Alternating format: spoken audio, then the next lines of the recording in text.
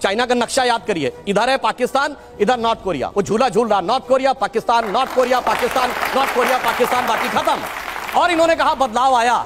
तो मैं यह भी बताना चाहता हूं, जब हमारी सरकार नहीं थी, मैं आपसे पूछता हूं 2014 से पहले देश का कौन सा ऐसा क्षेत्र था धमाके नहीं होते थे? आतंकवादी हमले, चंडीगढ़ में धमाके, दिल्ली में धमाके, बंबई में धमाके, पुणे, नासिक, लखनऊ, फैजाबाद, गुवाहाटी, हैदराबाद, चेन्नई, बेंगलुरु, कौन सी ऐसी जगह थी? चलती ट्रेन में धमाके, चलती बस में धमाके, पार्क पे जाइए तो लिखा रहता था छूना नहीं धमाका हो सकता, बस अड्डे पे जाइए, रेलवे स्टेशन पे जाइए धमाका हो सकता। और उसके बाद 26/11 के हमले के 9 महीने बाद शर्म एल शेख में पाकिस्तान से ज्वाइंट डिक्लेरेशन करते हैं जिसमें बलूचिस्तान भी हिस्सा होता है, यानी हम मान लेते हैं कि हम उसमें इन्वॉल्व हैं। और क्या कहते हैं? आतंकवाद की घटना से शांति वार्ता प्रभावित नहीं होगी। यह शर्म एल शेख जुलाई 2009 9 महीने के बाद का डिक्लेरेशन है 26/11 के। और हमने क्या कहा? मोदी जी ने कहा आतंकवाद और वार्ता साथ साथ नहीं होगी। और उससे यह बदलाव आया। और हमने हासिल क्या किया? हमने हासिल वो किया जो सन 71 के समय में भी आपको सुनने में नहीं मिला होगा। यह पाकिस्तान की पार्लियामेंट में पाकिस्तान के सांसद ने कहा, पाकिस्तान के विदेश मंत्री और आर्मी चीफ का कोट करते हुए कि शाह महमूद कुरैशी साहब, देन फॉरेन मिनिस्टर, आए, आर्मी चीफ आए, उनके पैर कांप रहे थे। उन्होंने कहा शाम तक अभिनंदन को वापस कर दो वरना हिंदुस्तान अटैक कर देगा। ये पैर कांपते तो किसी ने भी नहीं सुने थे। और इन्होंने कहा भारत का भूगोल बदला था। कांग्रेस पार्टी ने अपना प्रस्ताव पारित करके भारत के 3 टुकड़े हुए थे, मतलब उस समय 2 ही टुकड़े थे। ये एआईसीसी के रेजोल्यूशन में पास हुआ। और मैं ईमानदारी की बात मानता हूं, नई इकोनॉमिक पॉलिसी मैं मानता हूं कांग्रेस सरकार ने शुरू की और वो एक अच्छा कदम था, मैं ईमानदारी से कह रहा हूं, जिससे देश आगे बढ़ा। मगर उस निर्णय लेने वाले प्रधानमंत्री नरसिम्हा राव जी की मृत्यु के बाद उनको एआईसीसी में उनका शव तक नहीं रखा गया। और तीसरी बात अंत में कह दूं, इन्होंने बात कही जय जवान जय किसान। बिल्कुल, लाल बहादुर शास्त्री जी ने शानदार काम किया। भारत का न्यूक्लियर प्रोग्राम एक साथ शुरू हुआ। और यह भी मैं कहना चाहता हूं, इसे सिर्फ संयोग माने या कोई रहस्य था कि लाल बहादुर शास्त्री जी और भारत के न्यूक्लियर प्रोग्राम के जनक होमी जहांगीर भाभा दोनों की मृत्यु 15 दिन के अंदर हो गई और रहस्यमय तरीके से, और दोनों में से किसी चीज की जांच नहीं हुई। तो इसलिए मैं कहना चाहता हूं, हमने जो परिवर्तन किए हैं वो गुणात्मक परिवर्तन है। अब भारत एक समृद्धशाली, मजबूत, स्वाभिमानी, गौरवशाली राष्ट्र है जिसमें इतना वित्तीय भर का भी विदेशी प्रभाव नहीं। पहली बात तो व्हाट्सएप यूनिवर्सिटी का कमाल देखिए साहब, असेंबली होती है, वैल्यू एडिशन निगेटिव हो जाता है। अरे भैया, ऐसा कहीं होता है? अगर कहीं पर कोई आपको असेंबल करने को देता है तो अपना प्रोडक्ट देते तो आप उस पर सर्विस चार्ज लेकर ही बेचेंगे। $1 बिलियन का हम लोगों ने एप्पल के फोन एक्सपोर्ट किए हैं असेंबल करके ही। 25% आईफोन 14 भारत में बने हैं। इसे कहते हैं व्हाट्सएप यूनिवर्सिटी या राहुल गांधी यूनिवर्सिटी, आप जो भी समझ लीजिए। अब दूसरी बात मैं कहना चाहता हूं, दूसरी, अरे भाई आपने आप लोग हैं भाई। हमने आतंकवाद की इतनी घटनाएं उत्तर से दक्षिण तक बता दी। अब दक्षिण कश्मीर के 4 जिलों में रह गया है, वो दिखाई नहीं पड़ा, उसके लिए इनको आंकड़े चाहिए। पर मैं कह सकता हूं, हमारी सरकार के किसी नेता ने आतंकवादियों के लिए आंसू नहीं बहाए। हम ये कह सकते हैं, हमारे किसी नेता ने आतंकवादियों के लिए पलक पावड़े नहीं बिछाए। संसद भवन पे हमला हुआ, जिन जाबाजों ने अपनी जान दे दी, उन्होंने, उनके परिवारों ने मेडल लौटा दिए। चूंकि अफजल गुरु को 7 साल तक सर्वोच्च न्यायालय से निर्णय होने के बाद फांसी नहीं दी रही थी, परंतु सोनिया जी की आंख में आंसू नहीं आए। बटाला हाउस के एनकाउंटर के आरोपियों के लिए आंसू आए। हमने किसी जाकिर नायक को शांति का मसीहा कहने वाले, इशरत जहां को बेटी कहने वाले, अफजल को हालात का मारा कहने वाले, हाफिज को साहब कहने वाले, ओसामा को जी कहने वाले, बुरहान वानी को भटका नौजवान कहने वाले आतंकवाद पे भाषण दे रहे हैं। इसलिए हम महिला की बात करता हूं, बिल्किस बानो की बात ये कर रहे हैं। 14 साल वो लोग जेल रख के आए, मुस्लिम थी इसलिए बोला। इसी पश्चिमी उत्तर प्रदेश में एक मुस्लिम महिला थी इमराना, जिसके साथ उसके ससुर ने बलात्कार किया और मौलवी ने फतवा दे दिया कि अब आज से वो अपने ससुर की पत्नी और पति की मां हो गई। और जलवाए जलाल से वो मौलवी साहब विद्यमान थे, चू नहीं बोला। ये इनका महिलाओं के प्रति सम्मान था।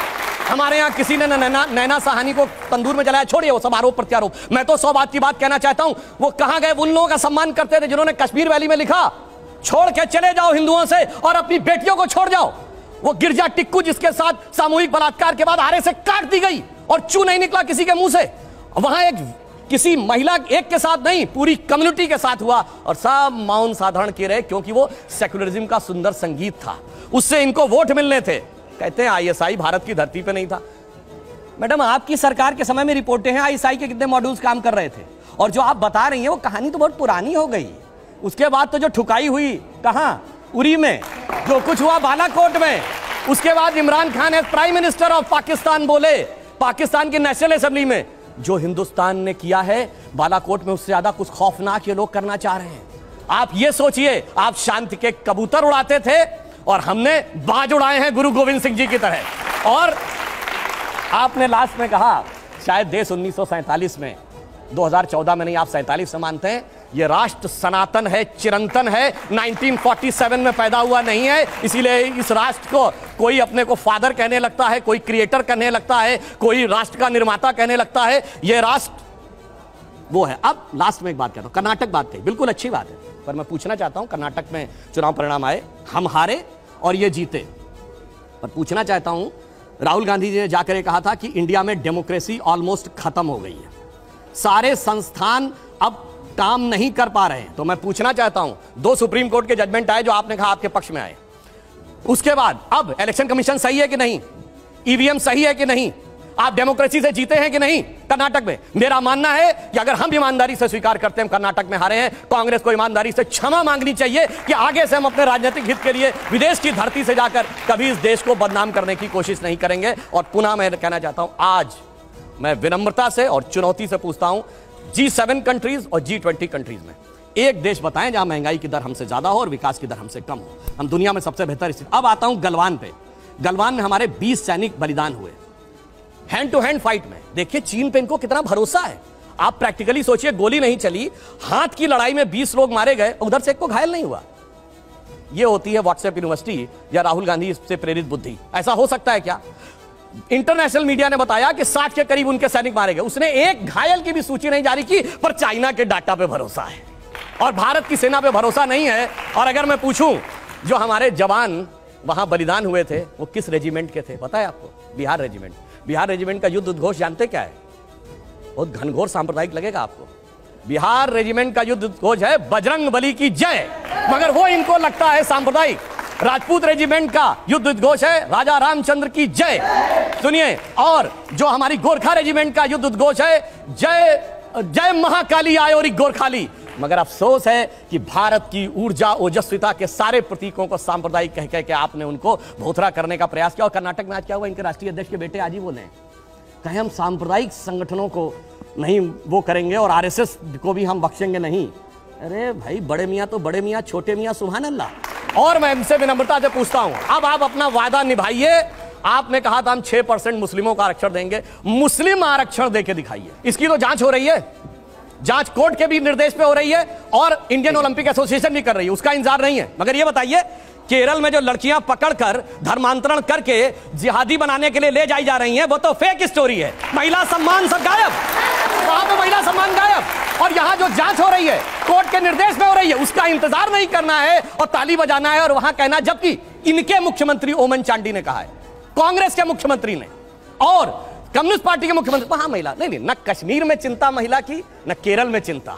और जहां पर जांच हो रही है, जांच रिपोर्ट आने का इंतजार नहीं, सारी चिंता वहीं पे दिखाई पड़ती है। इसीलिए कहते हैं अंदर से कुछ और, बाहर से कुछ और नजर आते हैं। बाखुदा, आगे मैं नहीं बोलूंगा, वो गाना आप लोग जाके देख लीजिए। एप्पल से एप्पल ही कंपेयर करना चाहिए। यहां आदमी 70-80 रुपए में भी जाके नाश्ता कर सकता है। अमेरिका में दिखाइए कोई जहां $1 में नाश्ता हो सकता हो। चुनौती से कहता हूं। इसीलिए मैं कह रहा हूं भाई, ये जो इकोनॉमिक, इसीलिए अगर IMF, वर्ल्ड बैंक ये चीजों की रेटिंग दे रहे हैं तो, और मजे की बात देखिए, उस पार्टी से सबसे ज्यादा विदेश भ्रमण करता है जिनका नेता, विदेश में जाकर ज्ञान देता, उसके बाद उनको नहीं पता। खैर, मगर आपने देखा पूरे प्रवचन में केरल से मुंह मोड़ ले गई। मूवी में कहानी है। और सुनिए, 300 के बारे में केरल के मुख्यमंत्री फ्लोर ऑफ द हाउस पे बोल चुके हैं, इनको वो सुनाई नहीं पड़ता, जबकि ये नेता प्रतिपक्ष से। और वो कौन थे? लव जिहाद शब्द हमने नहीं प्रयोग किया है, वीएस अच्युतानंदन कम्युनिस्ट पार्टी के सीएम उन्होंने यूज किया, इनके सीएम ओमन चांडी ने। यहां कह रही हैं कि जांच का इंतजार नहीं करो, कार्रवाई कर दो। केरल में जांच हो चुकी। केरल एसटीएफ ने 5000 केसेस की स्टडी करके केरल के हाई कोर्ट को रिपोर्ट सबमिट की। हाई कोर्ट ने, और अगर ना हो तो जाइए चेक करिए, 9 दिसंबर 2009 Shahjahan versus state of Kerala case, उसमें पॉइंट नंबर 16 पे पढ़िए। कोर्ट क्या कहता है कि ऐसा लगता है कि एक स्ट्रक्चर्ड तरीका है जिसे कुछ लोग रोमियो जिहाद और लव जिहाद कह रहे हैं, ताकि मुस्लिम लड़कों की तरफ से। और ये केरल की आपकी सरकार की जांच की रिपोर्ट है कि सिमी ने 1995 में योजना बनाई थी और जिसके चलते हुए मिडिल और अपर मिडिल क्लास की हिंदू और क्रिश्चियन गर्ल्स को टारगेट, मतलब अपने नेता को भी झूठा साबित कर दो, दूसरे को भी झूठा साबित कर दो, उसके बाद कह दो ये व्हाट्सएप यूनिवर्सिटी और फलाना ढिमाका, ये सारी बातें। और दूसरा इन्होंने राष्ट्रपिता पे कहा, तो हम तो सिर्फ ये कहना चाहते हैं, हम तो इस देश को भारत माता मानते हैं। अब जो माता का पिता अपने को मानता हो वो इस बात के ऊपर विचार कर ले, बस यही अंतर है। और इनके मुंह से एक और बात निकली कि 200 साल की गुलामी, 200 साल की गुलामी, यही तो अंतर है। अरे गुलामी 200 की नहीं 800 साल की थी। अगर 200 साल की गुलामी थी, छत्रपति शिवाजी महाराज जिससे लड़ रहे थे वो संघर्ष नहीं था, महाराणा प्रताप लड़ रहे थे वो संघर्ष नहीं था, गुरु गोविंद सिंह लड़ रहे थे, यही अंतर है। इसीलिए मैंने जहां पहली बात कही थी, पहली बार एक ऐसी सत्ता आई है जिसपे विदेशी प्रभाव नहीं है। यह विदेशी प्रभाव है कि 200 साल की गुलामी में ही चलते रहते हैं। अब इन्होंने कहा राज्य हारे, हम हारे, मगर जानते क्या अंतर है? कर्नाटका में हमारा आज भी वोट शेयर 36% है। जो हमारा, हम चुनाव हारे हैं मगर हमारा vote percentage all time high है 75 साल का। और हम हिमाचल आ रहे हैं जहां हम 37,000 वोट कम है पूरी हिमाचल स्टेट में, जितने में यहां एक कॉन्स्टिट्यूंसी है। मगर आज जहां हारे हैं गुजरात में 32 ऐसी थी, 32 ऐसी कॉन्स्टिट्यूंसी थी जो 47 से आज तक नहीं हारे थे, वोट परसेंटेज आधा रह गया। उत्तर प्रदेश में आज एक विधायक और एक सांसद, यानी सुनिए लगभग सभी सीटों पे जमानत जब्त।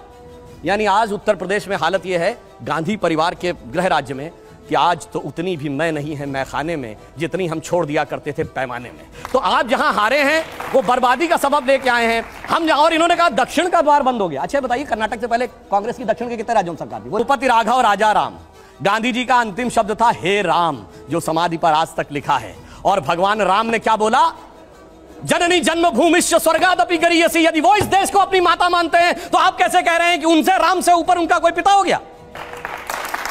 अब दूसरी बात मैं कहता हूं, और आपने तो 2007 में कोर्ट में हलफनामा दिया कि भगवान राम काल्पनिक थे, गांधी की आत्मा की हत्या की आपने, शरीर का हत्यारा मैं कहने को तैयार हूं कि उसको मुर्दाबाद कहिए, आप कहिए आत्मा का हत्यारा गांधी परिवार मुर्दाबाद, बोलिए, मैं बोलने को तैयार हूं। जिसने गांधी की आत्मा राम को कह दिया कि वो थे ही नहीं, यानी महात्मा गांधी की समाज पे लिखा हे राम गलत है, झूठ है, बोलिए। एक कांग्रेस कब बनी थी? 1885। संस्थापक कौन था? एलन ऑक्टेवियम ह्यूम, ब्रिटिश सरकार का सेक्रेटरी।